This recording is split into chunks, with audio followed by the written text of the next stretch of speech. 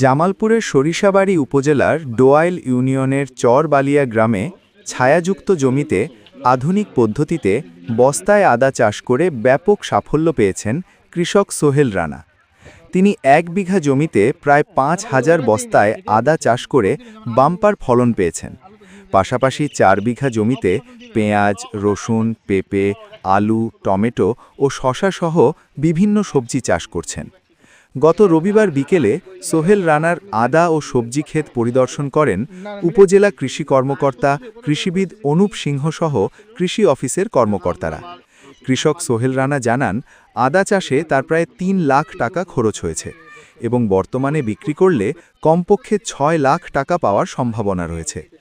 উপজেলা কৃষি কর্মকর্তা অনুপ সিংহ বলেন, বস্তায় আদা চাষ একটি লাভজনক পদ্ধতি এবং সোহেল রানার চাষাবাদ অন্য কৃষকদের জন্য অনুকরণীয়।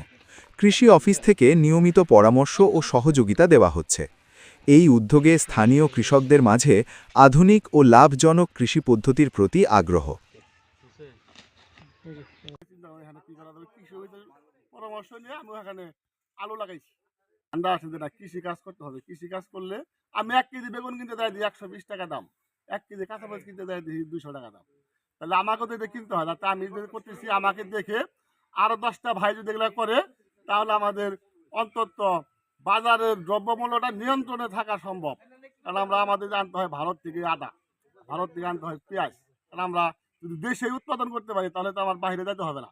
তাই আমি এই কৃষিকাজের উপরেই মোটামুটি সম্পৃক্ত আছি। যে আপনারা সবাই দোয়া করবেন, সবাই চেষ্টা করবেন যার যার খাদ্যটা সেই সংগ্রহ করে খাওয়ার জন্য। তাহলে দেশে খাদ্যের অভাব হবে না, ঘাটতি হবে না। আসসালামু আলাইকুম। সরিষাবাড়ি উপজেলায় অনাবাদি এবং প্রতি জায়গাসমূহ আমাদের আওতায় আনার লক্ষ্যে আমরা কৃষি সম্পূর্ণ কাজ করে যাচ্ছি।